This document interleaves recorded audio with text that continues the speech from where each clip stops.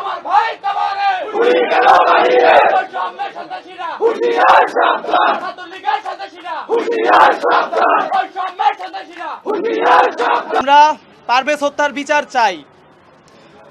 এখন পর্যন্ত আমাদের ভাইয়ের 3 জন আসামিকে এখন পর্যন্ত আটক করা হয়েছে। বাকি যারা আছে তাদের সকলকে আমরা আইনের আওতায় দেখতে চাই এবং তাদের পারভেজ হত্যার সঠিক তদন্তের মাধ্যমে সঠিক বিচার চাই। পারভেজ অত্যন্ত ভালো একটি ছেলে ছিল, অনেক হাসি খুশি সবসময় থাকতো ক্যাম্পাসের মধ্যে। আমরা এটা বলতে চাই স্পষ্টভাবে যেন এরকম ঘটনা আর কখনো না ঘটে এবং দোষীদের দৃষ্টান্তমূলক শাস্তি আমরা দেখতে চাই। জুলাইতে যারা আন্দোলন করেছে এবং পারভেজ যেহেতু সামনে থেকে আন্দোলন করেছে, আন্দোলন করে কি তার মা বাবার কি এটা কি তাদের প্রাপ্য? না। এরপরে আর কিছু বলার নাই। কারণ মা তার সন্তান হারিয়েছে আন্দোলন একজন ফ্যাসিবাদ বিরোধী একজন আন্দোলনকারীকে। তা আল্লাহ উপরে আছেন এবং এর বিচার এই সরকারের কাছে আর কি বলবো, আশা করছি সুষ্ঠু তদন্তের মাধ্যমে করবেন। শুধু এটা নয়, এই প্রাইভেট ইউনিভার্সিটি যদি না দাঁড়াতো আজকে হয়তো বাংলাদেশে এরকম হতো না। এবং 19শে জুলাই রোজ শুক্রবার থেকে এই প্রাইভেট ইউনিভার্সিটির ছেলেরা সকলে মিলে যে আন্দোলন গড়ে তুলেছিল তারা কোনো কিছু দিয়ে তাকাই নাই। আমি মাঝে মাঝে বলি ওরা কেন করেছে ওরা নিজেরাও জানে না, কিন্তু এতটুকু বলবো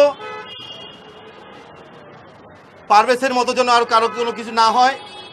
আর যদি এই ব্যাপারে তদন্ত যদি ঠিকমতো না হয় বা না হয়, সময় বলে দিবে এর পরিণাম কি হবে।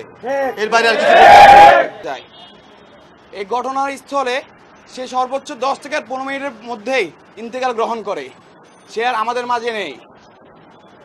আমাদের ক্যাম্পাস থেকে আমাদের স্টুডেন্টরা সবাই মিলে তাকে তাৎক্ষণিকভাবে কুর্মিটোলা হসপিটালে নিয়ে যাওয়া হয়। কুর্মিটোলা হসপিটালে নিয়ে যাওয়ার পরে তাকে মৃত ঘোষণা করা হয়। এরপরে কেন্দ্রীয় ছাত্রদল সভাপতি রাকিব ভাই, কেন্দ্রীয় সাধারণ সম্পাদক নাসির ভাই, তারপরে আমাদের বেসরকারি বিশ্ববিদ্যালয়ের সভাপতি হুরারা ভাইয়া, বেসরকারি সাধারণ সম্পাদক বিন্দু ভাইয়া সবাই আমাদের সহযোগিতা করে। তারা থানায় আসে। আমাদের ভার্সিটি কর্তৃপক্ষ থেকে রেজিস্ট্রার স্যার আমাদের সাথে থানায় যায়। থানা যাওয়ার পরে স্যার তারপরে ভাইয়ারা সবাই ছিল, তারা শুধু একটা কথাই বলছে যেন সুষ্ঠু তদন্ত হয়ে থাকে। সুষ্ঠু তদন্তের মধ্যে এখন পর্যন্ত সিসি ক্যামেরার ফুটেজের থেকে 3 জনকে ধরানো হয়।